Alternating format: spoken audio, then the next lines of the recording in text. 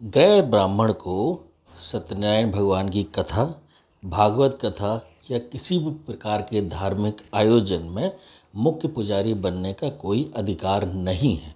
जी हाँ, बिल्कुल सुना आपने कि गैर ब्राह्मण को ये अधिकार नहीं है। यदि कोई गैर ब्राह्मण बैठता है तो वो गलत है।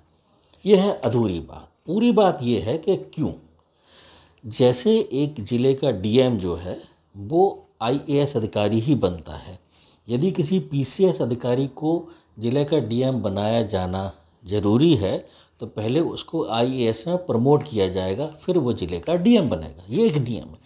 ऐसे ही आपने किसी भी जाति में जन्म लिया हो, जब आपका यज्ञोपवीत हो गया, आपको शास्त्रीय ज्ञान प्राप्त हो गया, आपने गुरु से दीक्षा प्राप्त कर ली, आपको शास्त्रोक्त ज्ञान हो गया, आपके अंदर जप तप नियम संयम क्षमा दया करुणा ममत और ईर्षा ये सब चीज़ें एडजस्ट हो गई, मतलब आप इनसे परे हो चुके हैं, तो आप ब्राह्मणत्व को प्राप्त हो जाएंगे। यानी कि ब्रह्म को जो जानते हैं वो ब्राह्मण कहलाते हैं। अब जैसे ही आप ब्राह्मण बनेंगे आप इन सभी के अधिकारी हो जाएंगे। लेकिन फिर ये कहना कि मैं ब्राह्मण नहीं, मैं ये हूँ और ये कह के कथा कर रहा हूँ, वो गलत है। क्योंकि शास्त्रों में जैसा विधान है, आप किसी भी पूजा के लिए पात्र तभी बनेंगे जब आप उसके बनाए हुए नियमों के अनुसार चलें।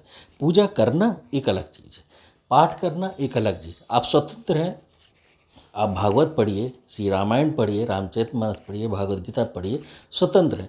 लेकिन जब आप व्यास गद्दी पर बैठ रहे हैं उस समय आपके अंदर ब्राह्मणत्व के गुण होने चाहिए। जप तप क्षमा नियम संयम दया करुणा ये सब चीज़ें होनी चाहिए। ऐसा नहीं कि आप वहाँ बैठे किसी को गाली देने लगे, क्रोध करने लगे, ज़्यादा खाना खाने वाले हों, ज़्यादा सोने वाले हो। इन सब का विस्तृत वर्णन हमारे शास्त्रों में है और यदि आप इनका पालन करते हैं तो आपकी जाति का कोई मतलब नहीं, आप ब्राह्मण हैं। लेकिन अभी समस्या ये है कि लोग अपनी जाति छोड़ना नहीं चाहते हैं और ब्राह्मण बनना भी चाहते हैं, तो ये दोनों हाथों में लड्डू नहीं चलेंगे। तो इसलिए फिर से मैं कह रहा हूँ कि भागवत कथा करने का जो अधिकार है वो सिर्फ ब्राह्मण को ही है। लेकिन आप ब्राह्मण बन सकते हैं, क्योंकि ब्राह्मण बनना आपके कर्मों पर आधारित है, आपकी जप तप क्षमा नियम संयम दया इत्यादि पर आधारित है।